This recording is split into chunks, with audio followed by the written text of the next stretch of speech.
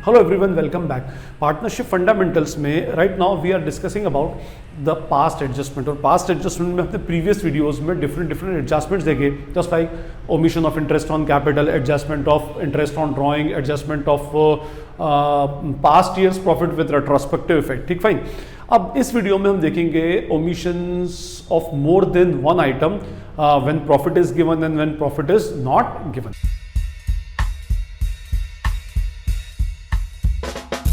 Just like previous videos, हम इसमें भी एक एग्जांपल लेते हैं। Let's suppose A B C and D 4 partners are there. Capital is 5 lakh, 4 lakh, 6 lakh and 5 lakh respectively. उनका प्रॉफिट शेयरिंग रेशियो है 4/10, 3/10, 2/10 एंड 1/10 रेस्पेक्टिवली। उनकी ड्राइंग से for the year 30, 50, 20 and 50 respectively. अब ओमिटेड टू राइट, इन लोगों ने 4 ओमिशंस किए। फर्स्ट ओमिशन है interest on capital at the rate 10% per annum, IOC भूल गए। इंटरेस्ट ऑन ड्राइंग 10% से भूल गए, सैलरी भूल गए, और ए और सी की पर एनम 50 एंड 20 रेस्पेक्टिवली, और कमीशन ऑफ बी भूल गए। ठीक है, अब इसका एडजस्टमेंट करने से पहले मैं आपको एक बात बताता हूं। देखिए, omission of more than one items में आपको पास्ट एडजस्टमेंट में 2 टाइप्स के क्वेश्चंस आएंगे। ठीक है ना, omission of more than one item, इसमें 2 केसेस आपको मिलेंगे। First case when net profit is not given, है ना, और second case when net profit is actually given. Means इसको हम बोल सकते हैं रॉन्ग नेट प्रॉफिट, रॉन्ग ही होगा। पहला केस ये होता है कि क्वेश्चन में बहुत सारे ओमिशंस होंगे बट आपको नेट प्रॉफिट नहीं होगा, वो बताता नहीं, क्वेश्चन के अंदर नेट प्रॉफिट शो नहीं करेगा कि भाई इतना इतना प्रॉफिट था। इस क्वेश्चन में वैसा ही है, क्या पूरे उसमें 4 ओमिशंस हैं बट आपको नेट प्रॉफिट की वैल्यू नहीं गिवन है। ठीक, फाइन। और सेकंड केस ये होगा कि इतने ओमिशंस होंगे और साथ में आपको एक नेट प्रॉफिट की वैल्यू भी दे देगा उसमें। तो दोनों में थोड़ा सा एक हल्का फुल्का सा चेंज होता है। अच्छा, उसमें कभी कभी ऐसा भी होता है कि वो जो नेट प्रॉफिट डिस्ट्रीब्यूट हुआ वो भी क्या हुआ, रॉन्ग रेशियो के अंदर डिस्ट्रीब्यूट हो गया। तो इट मे बी पॉसिबल। हम दोनों एडजस्टमेंट्स अल्टीमेटली करके देखेंगे। फर्स्ट, अभी हमारे पास जो एग्जांपल लिखा हुआ है when net profit is not given, तो अभी हम पहले वो वाला ट्रीटमेंट देखेंगे जिसमें omissions of more than one items होंगे बट उसमें नेट प्रॉफिट गिवन नहीं होगा। So this is our adjustment table. First column is particular, second P&L appropriation and then partners capital में individual columns of each partner. Fine. और मैंने आपको पहले भी बताया है कि भाई जब भी कभी आप पास्ट एडजस्टमेंट का क्वेश्चन करें तो keep in mind about the partners capital account. Means जब भी कोई एडजस्टमेंट करें तो पार्टनर्स कैपिटल के पॉइंट ऑफ व्यू से उसको करना है instead of P&L appropriation. Partners capital के पॉइंट ऑफ व्यू से करेंगे तो it would be much better for you. ठीक है, इधर क्रेडिट होगी एंट्री, तो इधर फिर हम डेबिट डाल ही देंगे उधर लास्ट में उसमें। तो बट पहले आप ये ध्यान रखें कि हर एरर को पार्टनर्स कैपिटल अकाउंट के पॉइंट ऑफ व्यू से ही किया जाएगा इनिशियली। फाइन। अब देखिए, we have total 4 errors, IOC, IOD, salary और कमीशन। इसमें से आईओसी जो होती है पार्टनर्स कैपिटल में क्रेडिट होती है, आईओडी पार्टनर्स कैपिटल में डेबिट होता है, सैलरी पार्टनर्स कैपिटल में क्रेडिट होती है और कमीशन भी पार्टनर्स कैपिटल में क्रेडिट होता है। तो पहले हम वो सारे आइटम्स 1 बाय 1 लिख लें जो पार्टनर्स कैपिटल में क्रेडिट होते हैं। तो first is IOC to be credited, हमें इसको क्रेडिट करना था एट द रेट 10%, पूरा स्टेटमेंट आप लिख लेना। 5 लाख का 10% 50,000 ए के अकाउंट में क्रेडिट जाना था, देन 40,000 बी के अकाउंट में क्रेडिट, 60,000 सी को credit and then 50,000 will be credited to D. Total ये हो जाता है 2 लाख। और 2 lakh interest on capital P&L appropriation में किधर जाता है, टुवर्ड्स डेबिट। नेचुरली इधर क्रेडिट है तो इधर डेबिट जाएगा because it is an expense which is paid by the partners to the firm. ठीक है, फाइन। तो ये डन। अब उसके बाद इसको हम बाद में कर लेंगे क्योंकि डेबिट नेचर का, पहले सारे क्रेडिट नेचर के कर लें। तो सैलरी टू बी क्रेडिटेड, इनको सैलरी क्रेडिट करना है। ठीक है, ए को 50,000 रुपीज क्रेडिट करना है, ए के अकाउंट में क्रेडिट होगी सैलरी, और सी के अकाउंट में it will be credited by rupees 20,000। Okay, total amount is rupees 70,000 debit. ये 70,000 रुपीज से हम क्या कर देंगे, इसको डेबिट कर देंगे। After that commission to be credited, और ये बी के अकाउंट में 30,000 रुपीज कमीशन क्या हो जाएगा, क्रेडिट होगा। और कमीशन P&L अप्रोप्रिएशन में इट इज एन एक्सपेंस तो इट विल बी डेबिटेड। तो ये हमने सारी वो आइटम डाल दी जो पार्टनर्स कैपिटल अकाउंट में क्रेडिट होती थी ना। 3 आइटम क्रेडिट करने के बाद एक डेबिट आइटम रह गया इंटरेस्ट ऑन ड्राइंग, तो अब इसको इंटरेस्ट ऑन ड्राइंग को हम डेबिट कर देंगे। तो आईओडी टू बी डेबिटेड। अच्छा, इंटरेस्ट ऑन ड्राइंग के साथ देखिए यहां पर इंटरेस्ट ऑन ड्राइंग का कौन सा केस मेंशन्ड है। हमने different cases interest on drawings के पढ़े थे और उसकी एक डेडिकेटेड वीडियो भी आप चाहे तो उसको देख सकते हैं। इंटरेस्ट ऑन ड्राइंग का ये वो केस है जिसमें date of drawings is not mention, drawings की डेट मेंशन नहीं है, और फिर अगर ड्राइंग्स की डेट मेंशन नहीं होती तो फिर उसमें दो केसेस देखते हैं, weather per annum word is used और per annum word is not used. तो यहां पर पर एनम वर्ड यूज नहीं हुआ है, अगर पर एनम वर्ड यूज नहीं होता we will charge interest for full year, और अगर पर एनम यूज होता तो we will charge interest for 6 months period. ठीक है, तो अभी यहां पर एनम यूज नहीं हुआ तो 3000 का 10%, 30,000 का 10% सॉरी 3000 डेबिट, इसके अकाउंट में 5000 रुपीज डेबिट, इसके अकाउंट में 2000 रुपीज डेबिट और इसके अकाउंट में 5000 रुपीज डेबिट। टोटल ये हो जाएगा 5 + 5 10 और 5 15,000 रुपीज P&L अप्रोप्रिएशन में इंटरेस्ट ऑन ड्राइंग जो होता है वो एक्चुअली क्रेडिट होता है। फाइन, अब अगर हम इसका टोटल लगाते हैं, ठीक है, सारे एडजस्टमेंट्स ओमिशंस के हो गए, तो 2,70,000 ओवर 3 लाख, तो इसकी वैल्यू हो जाएगी 2,85,000 और बड़ा क्या है, डेबिट है। ठीक है, इसमें देखिए 50 + 50 1 लाख -3 दैट इज 97,000 रुपीज और इसमें बड़ा क्रेडिट है। 40 + 30 70 - 5 60,000 रुपीज से ये क्रेडिट हुआ, 60 + 20 80 - 2 78,000 रुपीज से क्रेडिट है, और 50 - 5 45,000 रुपीज से ही अल्टीमेटली क्या होगा, क्रेडिट होगा। अब इसका क्या इंटरप्रिटेशन करें हम, इसका इंटरप्रिटेशन ये होना चाहिए बेसिकली कि हम इतने सारे एडजस्टमेंट्स भूलें और फाइनली जब हमने इनको क्लब किया, उसकी नेट वैल्यू निकाली, तो there is a total omission of rupees 2,85,000, है ना। अब ये मैं इसको लिखता हूं यहां पर, net amount to be adjusted. ठीक है जी, ये हमने इतना अमाउंट हमें क्या करना है, एडजस्ट करना है, मींस हमारा 2,85,000 रुपीज P&L में भी एंट्री होने से रह गई। अच्छा, P&L अप्रोप्रिएशन में हमारी टोटल 2,85,000 रुपीज की डेबिट एंट्री छूटी है, और डेबिट एंट्री, डेबिट में क्या रिकॉर्ड होते हैं, ऑल एक्सपेंसेस। डेबिट एंट्री छूटने से आपके एनडीपी पे क्या इंपैक्ट पड़ा, आपका एनडीपी बढ़कर आया, और एनडीपी बढ़कर आया कौन सी साइड में, 2,85,000 रुपीज से आपका एनडीपी बढ़ गया और डेबिट ही हुआ। ठीक है ना, एनडीपी के फॉर्म में वो डेबिट हो गया। अब हमें उसको कैंसिल करना है तो हम क्या कर देंगे, उसको क्रेडिट कर देंगे। ठीक है, कैंसिलेशन। अच्छा, दूसरी बात ये है कि ये अमाउंट इनके कैपिटल अकाउंट में इतनी इतनी एक्चुअली क्रेडिट होनी थी, फाइन, बट नहीं हो पाई, और नहीं होने से, एनडीपी बढ़ने से ये एनडीपी अल्टीमेटली पार्टनर्स में डिस्ट्रीब्यूट हो गया, और पार्टनर्स में डिस्ट्रीब्यूट हो गया मींस पार्टनर्स के अकाउंट में क्रेडिट हो गया। तो 2,85,000 इंटू 4/10 1,14,000 इज डेबिटेड। अच्छा, क्रेडिट हो गया था, now we have to cancel that value, तो कैंसिल करेंगे तो उसको डेबिट कर देंगे। मैंने फर्स्ट वीडियो में इसको क्रेडिट से कैंसिल करके डेबिट करना बताया था, आप चाहें तो उसको चेक कर सकते हैं। फाइन, उसके बाद इसमें हो जाएगा बी का 85,500 क्रेडिट, सॉरी ये हो गया डेबिट।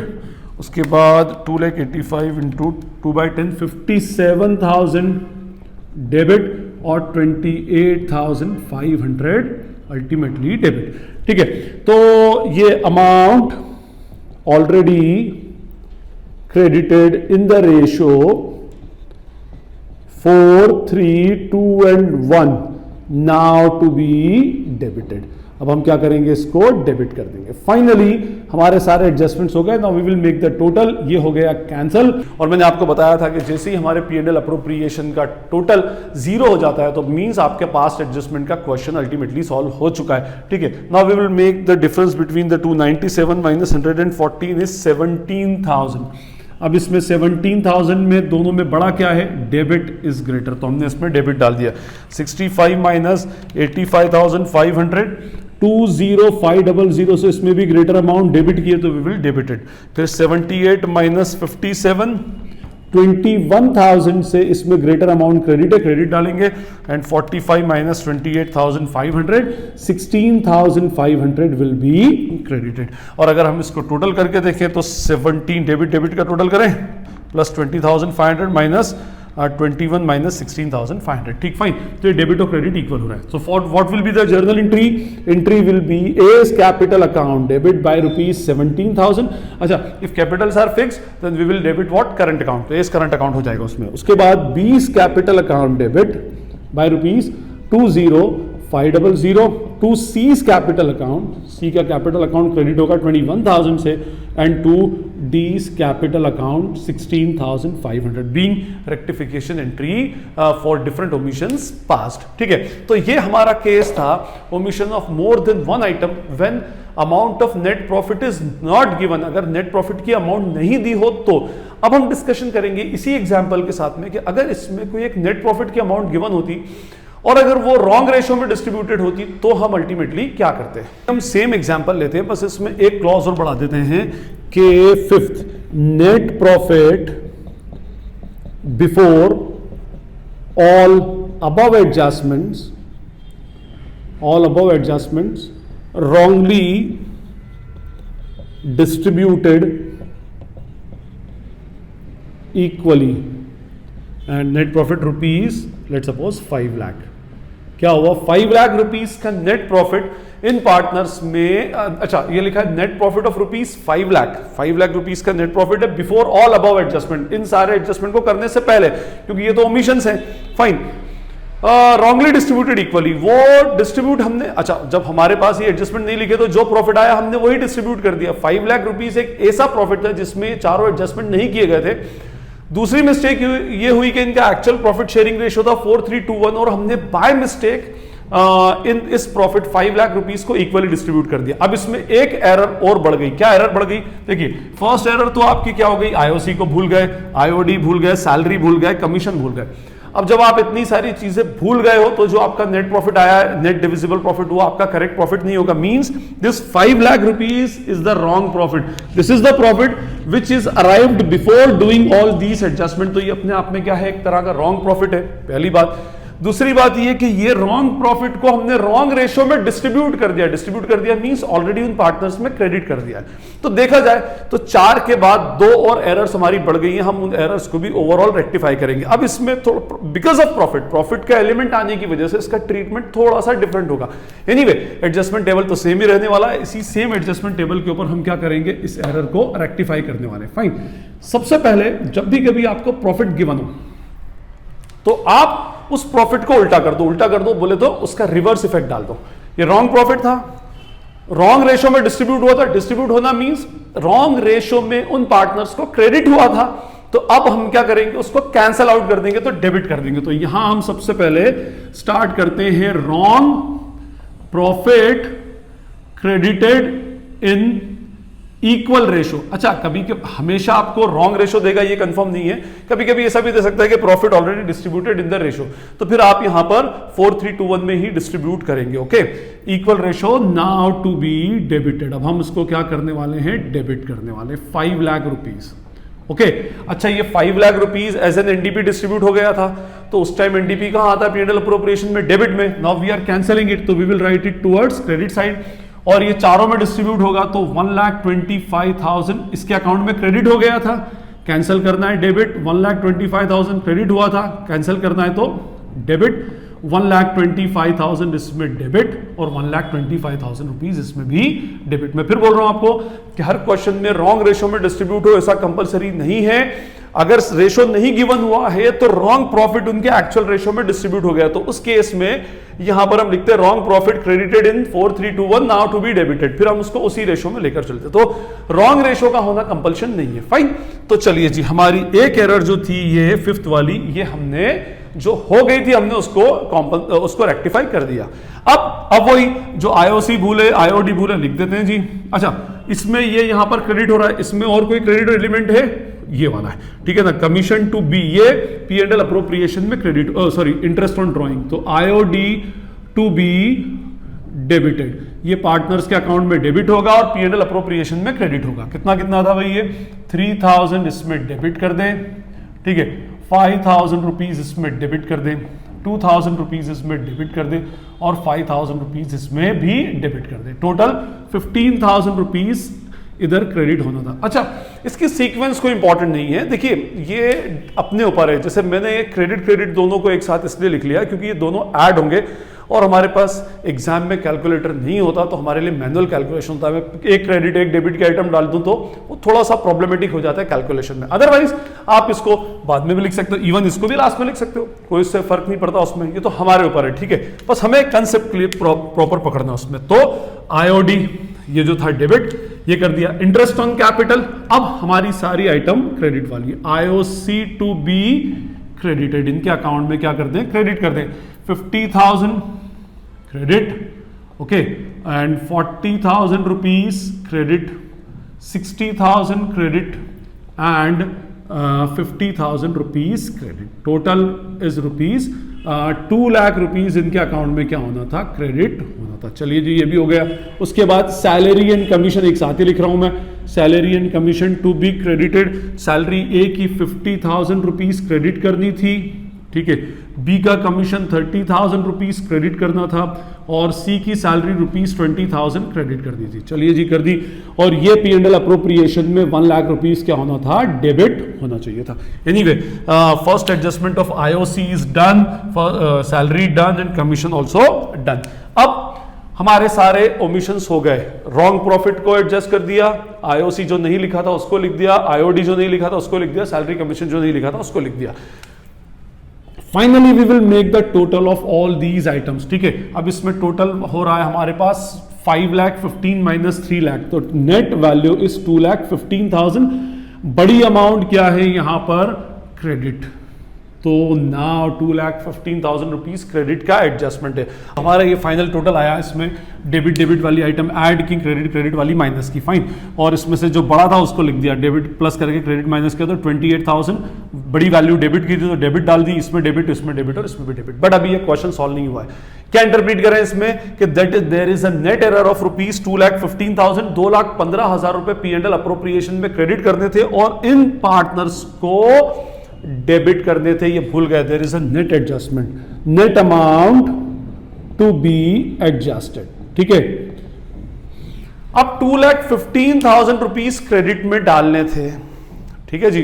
अब 2,15,000 रुपीज क्रेडिट में नहीं लिखे, किसमें, P&L अप्रोप्रिएशन के क्रेडिट में नहीं लिखे। और P&L अप्रोप्रिएशन के क्रेडिट में कोई एंट्री ना लिखने से जो NDP होता है वो हमारा क्या होता है, कम हो जाता है। मींस हमारा NDP 2,15,000 रुपीज से कम हुआ, और जब वो कम हुआ तो पार्टनर्स में कम डिस्ट्रीब्यूट हुआ। तो क्या कम हुआ, तो बढ़ा देते हैं उसको। Means correct, this is our correct NDP, correct NDP to be credited. ये हमारा करेक्ट NDP क्रेडिट करना है इन द रेशियो 4, 3, 2 and 1। अब करेक्ट NDP P&L अप्रोप्रिएशन में कौन सी साइड आता है, towards debit as a balancing figure. तो वी विल डेबिट 2,15,000 और इसको, और ये कम आया तो पार्टनर्स कैपिटल में कम क्रेडिट हुआ, तब हम क्रेडिट कर देते 2,15,000 इंटू 4/10, 86,000 रुपीज से ये क्रेडिट होना था। और 2,15,000 इंटू 3/10, 64,500 रुपीज से ये क्रेडिट होना था। 2,15,000 इंटू 2/10, 43,000 रुपीज से ये क्रेडिट होना था। और 2,15,000 इंटू 1/10, 21,500 रुपीज से ये भी क्रेडिट होना था, फाइन। उसके बाद finally we will make the total. ये हो गया हमारा एडजस्टमेंट, क्योंकि नील आ चुका है। 86 and 28 differences of rupees 58,000, 60,000 minus 64,500, 4,500 का 47 माइनस 43, 4,000 एंड 80,000 माइनस 21,500 इज 58,500। इसमें बड़ा डेबिट और क्रेडिट बड़ा है इसमें, तो इसको हम क्या कर देंगे, क्रेडिट। इसमें बड़ा डेबिट और क्रेडिट, तो ये भी क्रेडिट। इसमें बड़ा क्या है, डेबिट, और इसमें भी बड़ी वैल्यू क्या है, डेबिट। तो entry will B, adjusting entry will be what, क्या एडजस्टिंग एंट्री होगी हमारी, अब इसमें COD क्रेडिट हो रहा है, तो डेबिट हो रहा है, सॉरी। तो C's capital account debit 4,000, okay. D's capital account debit by rupees 58,500 to A's capital account by rupees 58,000 and to B's capital account by rupees 4,500, being rectification entry done। तो ये हमारा था omission of more than one items। When net profit is not given and when net profit is given. Net profit नहीं given हो तो सीधे net profit को छोड़कर आप एंट्री कर लो, नेट प्रॉफिट गिवन हो तो पहले उसको भी रेक्टिफाई करो। आप नेचुरली वो नेट प्रॉफिट जो गिवन है वो रॉन्ग नेट प्रॉफिट है, क्योंकि इतने सारे ओमिशन है, तो रॉन्ग नेट प्रॉफिट क्रेडिट हो गया तो उसको क्या कर दो, डेबिट कर दो, और डेबिट करने के बाद फाइनली एडजस्टमेंट एंट्री इस तरह से बना लें। भाई इसका कंसेप्ट एक बार आपको समझ में आना चाहिए। तो आई होप आपको अब ये adjustment of more than one items का कंसेप्ट क्लियर हो गया होगा। स्टिल अगर आपको कोई क्वेरी या डाउट लगती है तो आप कमेंट सेक्शन में पूछ सकते हैं।